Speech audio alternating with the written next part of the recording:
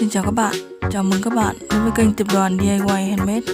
Hôm nay mình sẽ chia sẻ tới các bạn cách làm búp bê giấy. Nếu các bạn thấy video của mình hay, hãy tặng mình một like, chia sẻ cho mọi người cùng xem và nhấn đăng ký kênh để đón xem những video tiếp theo của mình các bạn nhé. Và bây giờ xin mời các bạn cùng xem quá trình mình làm búp bê giấy như thế nào nhé. Xin mời.